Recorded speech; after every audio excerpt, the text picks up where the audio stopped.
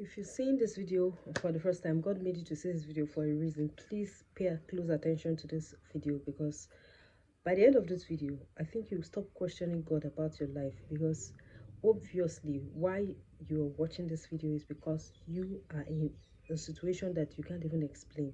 Sometimes it feels like, why is it me? Why am I the one facing this situation?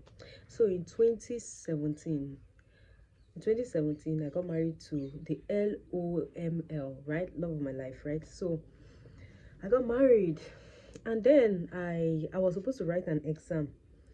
This exam date has been fixed already, and my wedding date has been fixed differently.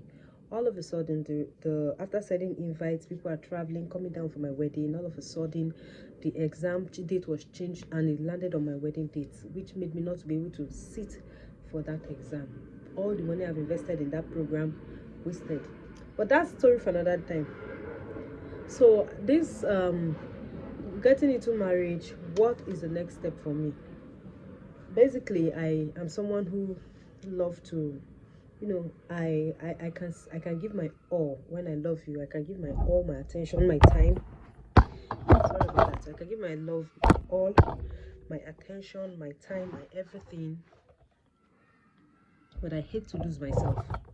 And I believe that's the story of every one of us here listening to this. We hate to lose ourselves. What makes you you? What makes me that sweet Caroline that everyone loves? I hate to lose that. I like to be conscious of myself, even despite I can give my all to you, but I like to be conscious of who I am and not leave and not stop being who I am.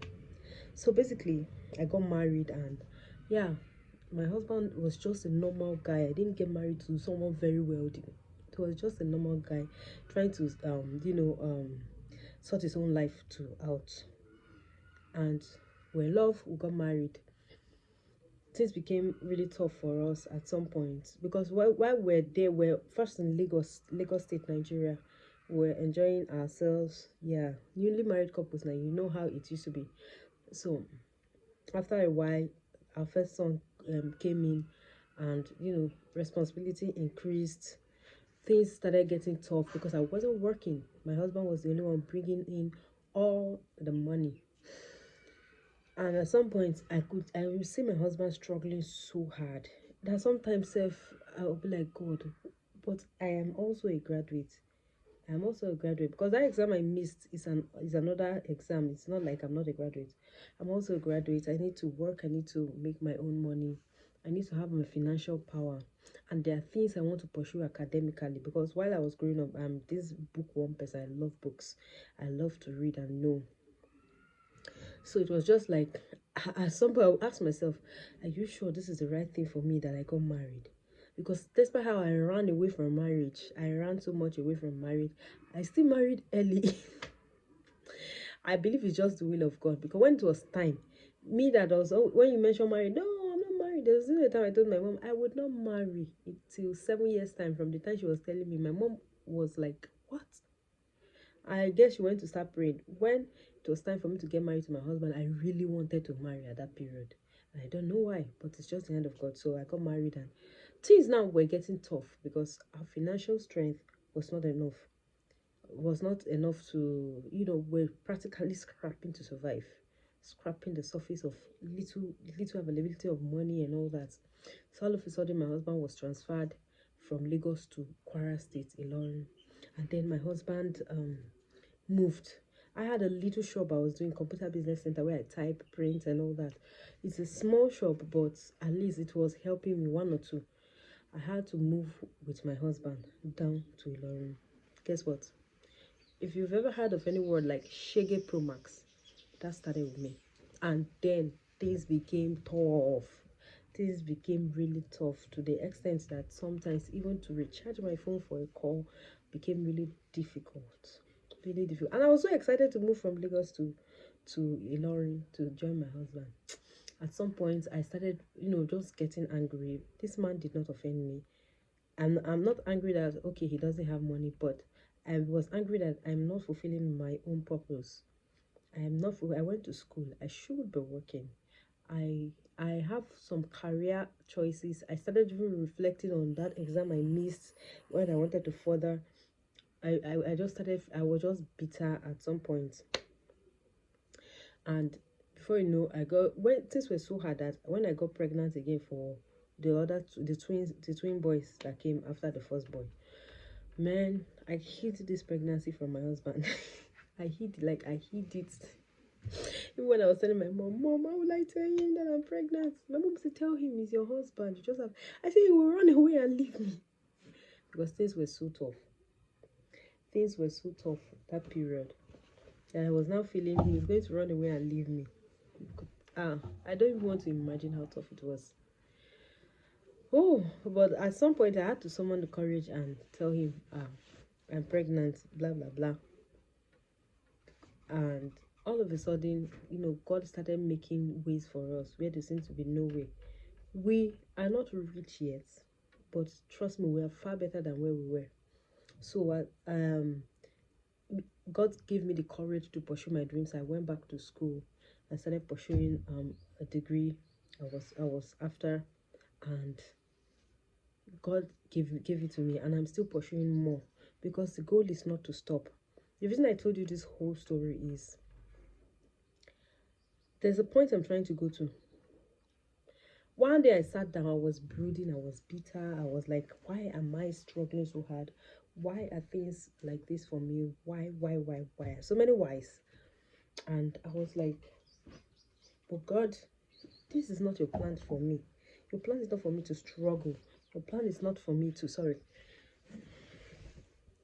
Your plan is not for me to be feeling stagnant all the time, struggling, scrapping for money, advancing myself is on a slow pace, according to me. But then the Spirit of God made me to sit and think about this. Measure yourself with a lot of your mates. Yes, there are some who are flying like jets. They're achieving greatness with speed. And I'm so happy for them because these are people I know. You know that joy? Like, someone I know can achieve this. God, that means if you are knocking on my neighbor's door, I am next in line. You have entered my compound, you're in my vicinity, right? Now, I'm happy about that. But God told me, measure yourself with a lot of majority of your mates. And then I looked at it. So many things I'm grateful for. And I'm thankful for the mercy of God upon my life, my family. We are fine, we are eating, we're surviving, we are healthy, we are, you know, I went back to school. I just completed one of the programs which has kept me inconsistent in on YouTube, and I will still further for more. And a lot of things many people are aspiring. We've already achieved a lot of it. We've already achieved a lot of things. My husband has achieved a lot of things too. His mates are aspiring for. But we still somehow we still complain. My message to you is count your blessings. Count your blessings. A lot of your mates are in the graveyard. Like they are your mates. No, let's even hold that. A lot of people more beautiful than you, more beautiful than me, are in their grave at a very young age. A lot of people have this money you're looking for. They cannot eat. They don't enjoy. They don't even have taste bud in their mouth. A lot of people use their wealth to settle court cases, a lot of cases, a lot of pains all around them. So why can't we just be thankful? No, what is the size of your problem? Or what is the size of my problem? Why can't we just count our blessings? You see people around you, they're healthy. Those that fell sick are getting healed. They're getting well, they're recovering. You have a lot of testimony. You've achieved some things. You started something. The day you sit up and you start say, I'm going to pursue this, you've started. Even if you've not completed it, you are in the process. Enjoy the process, enjoy the ride. Stop complaining. Stop doing this self-pity all the time. Let me tell you what self-pity do to you. Does to people. First, it gives you health complications. At some point, you start feeling chest pain, and I'm talking from this is something I've experienced. At some point, I start having chest pain, uncontrollable chest pain. Why, as young as I am, look at me now, you can see my face, I'm a young girl. As young as I am, why will I be having such a chest pain? Because of bitterness. I think so much that I started having pain in my chest. And from one pain Before you know, I feel my bones are aching me. From that, I feel this, I feel that.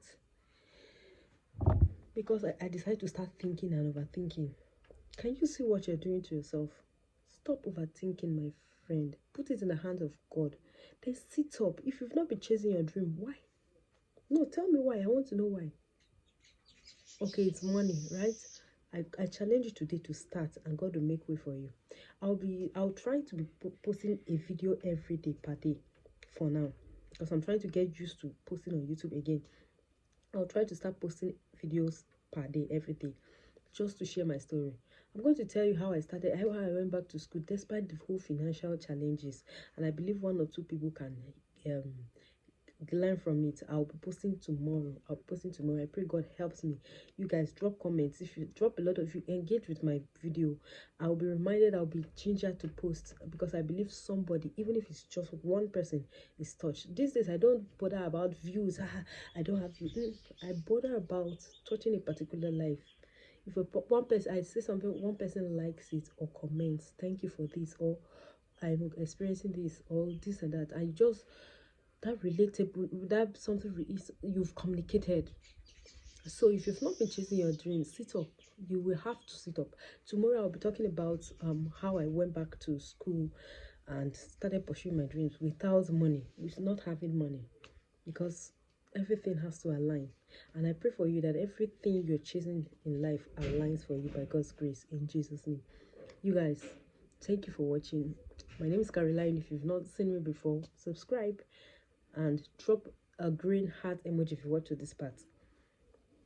I'll see you in my next video. Make sure to keep yourself happy.